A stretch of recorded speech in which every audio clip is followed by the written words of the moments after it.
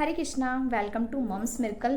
तो मैंने मैपटंग की वीडियो डाली है जो कि बच्चों के मैपटंग क्यों हो जाता है, क्या कारण है और क्या इसका ट्रीटमेंट है। तो मैंने उसमें आपको यही बताया है कि बच्चों में विटामिन्स की कमी हो जाती है और उसकी डाइट पे आपको ज़्यादा ध्यान देना है। तो बहुत से पेरेंट्स ने मुझे क्वेश्चन किया है कि आप डाइट से रिलेटेड वीडियो डालें। मैंने बैलेंस डाइट की वीडियो भी डाली है अपने चैनल पे, आप प्लीज़ देखिए।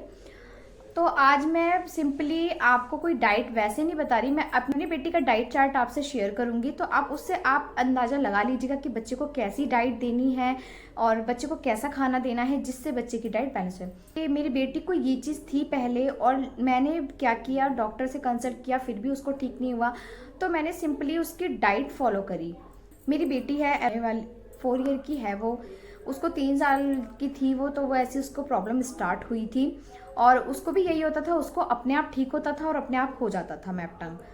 तो जब उसको ठीक हुआ तो मैंने ये नोटिस किया कि उसको ठीक उस टाइम पे होता है जब वो पूरे अच्छे से डाइट लेती है, क्योंकि बच्चे होते हैं खाना खाने में नखरे दिखाते हैं। तो मैं भी इतना ध्यान नहीं देती थी, मैं भी उसे ऐसे ही खिला देती थी जो वो खाती थी।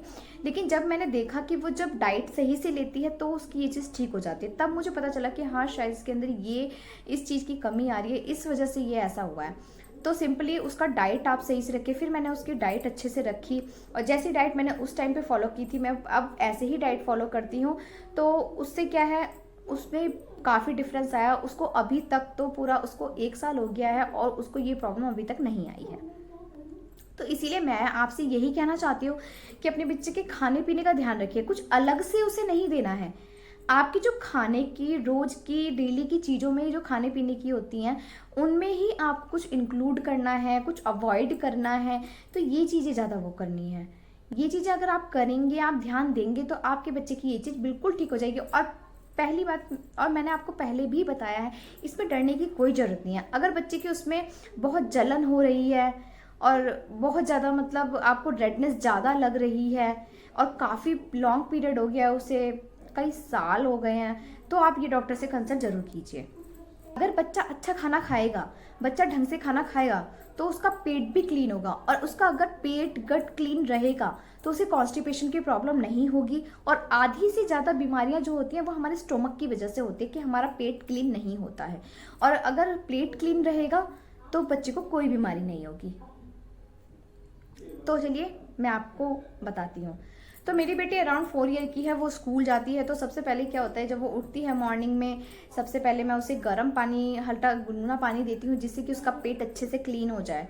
ही रेडी होती है, फिर उसको मॉर्निंग ब्रेकफास्ट। तो मॉर्निंग में वो ज़्यादा कुछ नहीं खा पाती है, वो सिर्फ 1 गिलास दूध या फिर उसने कोई बिस्किट ले लिया या फिर रस ले लिया, क्योंकि जल्दी जल्दी का टाइम होता है और बच्चा उठता है तो इतनी जल्दी उसका मन भी नहीं होता है सुबह सुबह खाने का। तो वो ज़्यादा कुछ नहीं खाती है, सिंपली या तो वो रस खा लेती है या फिर कभी कभी बंद खा लेती है। मतलब बच्चों के मूड के ऊपर डिपेंड होता है, कभी कभी पराठे भी खा लेती है। दूध के साथ वो कुछ भी उसे खिला देती हूँ।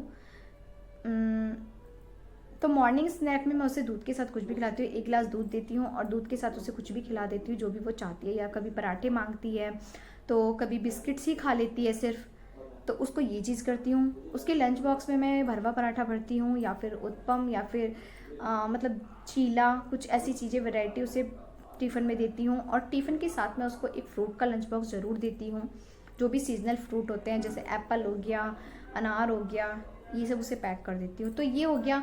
मतलब जो स्कूल में उसका लंच होता है वो होता है अराउंड 11:30 बजे। तो सुबह सुबह वो 8 बजे वो नाश्ता करके गई है और 11:30 बजे फिर उसका लंच टाइम होता है। तो लंच में वो फिर वो खाती है, अपना लंच फिनिश करती है। उसके बाद थोड़ी देर बाद उनका फ्रूट ब्रेक होता है, फ्रूट ब्रेक करती है, वो फ्रूट खाती है। फिर अराउंड 1:30 बजे बच्चे आते हैं, आने के बाद उनका कुछ भी खाने का उस टाइम मन नहीं होता है। तो अराउंड 2 से 2:30 के बीच में मैं उन्हें जो भी सब्जी बनी होती है, रोटी, सब्जी रोटी प्रॉपर खिलाती हूँ। जो भी सब्जी उन्हें पसंद होती है तो सब्जी रोटी खिलाती हूँ।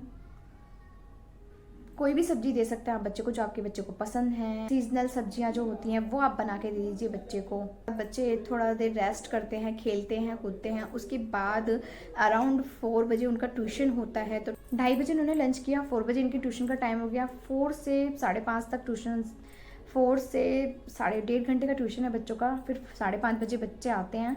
5:30 बजे जब बच्चे आते हैं तो फिर उसको मैं अराउंड 6 बजे 5:30 बजे जैसे बच्चे आते हैं, फिर उनको मैं या तो कोई जूस देती हूँ या कोकोनट वाटर देती हूँ, या जो भी अवेलेबल हो, कोई फ्रूट अवेलेबल हो उस टाइम पे तो फ्रूट दे देती हूँ। ऐसा ज़रूरी नहीं कि मैं उसको जूस ही देना है, मुझे जो चीज़ अवेलेबल होती है मैं उस टाइम पे उसे वो दे देती हूँ। फिर नाइट का डिनर की बात करें, हम 8 साढ़े 8 तक मैं बच्चों को करा देती हूँ।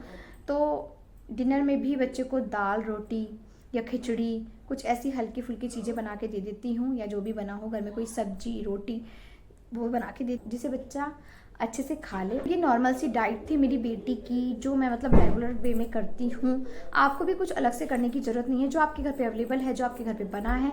बस आप ये ध्यान रखिए कि बच्चे को प्रॉपर टाइम पे प्रॉपर फूड देना बहुत ज़रूरी है। जैसे मैंने बताया कि मॉर्निंग के समय पे, फिर उसके बाद आपको उसका लंच, उसके बाद आपको जब बच्चा स्कूल से आता है उसके बाद आपको लंच कराना है बच्चे को, उसके बाद शाम को आपको कुछ स्नैक्स वगैरह दे दीजिए बच्चे को। उसके बाद आप रात को डिनर बच्चे को टाइम से दे दीजिए। और सोने से पहले अगर आपका बच्चा दूध पीता है तो 1 गिलास दूध बच्चे को दीजिए ज़रूर। तो ऐसी डाइट बच्चे की रखिए तो बच्चे को ये प्रॉब्लम नहीं होगी। और क्या क्या इंक्लूड करना है बच्चे की डाइट में, आजकल गूगल पे बहुत सारी लिस्ट है, आप देख लीजिए। विटामिन B12 की कमी किससे पूरी होती है, विटामिन डी की कमी किससे पूरी होती है, विटामिन C की कमी किससे पूरी होती है। तो इन सब चीज़ों का पूरा गूगल पे लिस्ट है, आप ये चीज़ देखिए और वो चीज़ आप अपने बच्चे की डाइट में इंक्लूड कीजिए। अगर आपको मतलब विटामिन्स की डाइट के ऊपर आपको वीडियो चाहिए तो आप मुझे कमेंट करके बताइए। मैं विटामिन से रिलेटेड क्या फ्रूट है, क्या वेजिटेबल्स है, इनके ऊपर भी मैं वीडियो बना के दूंगी आपको। अगर आपको चाहिए तो आप मुझे कमेंट करके ज़रूर बताइएगा। तो ये नॉर्मली ये डाइट आप अपने लिए भी फॉलो कीजिए, क्योंकि बड़ों को भी ये प्रॉब्लम हो जाती है। तो बस नॉर्मल सी, कोई ज़्यादा हैवी डाइट नहीं थी, ये नॉर्मल सी डाइट थी जो मैंने आप लोगों के साथ शेयर की अपनी बेटी की। अगर आपको अच्छी लगी हो तो प्लीज़ लाइक एंड सब्सक्राइब जरूर कीजिए, एंड ज़्यादा से ज़्यादा मेरी वीडियो को शेयर कीजिए। एंड हाँ, आइकन को प्रेस करना मत भूलिएगा, क्योंकि जिससे कि जो मेरी अपकमिंग वीडियोज़ है उसकी नोटिफिकेशन आपको जल्द से जल्द मिल जाए। ठीक है, ओके, हरे कृष्णा।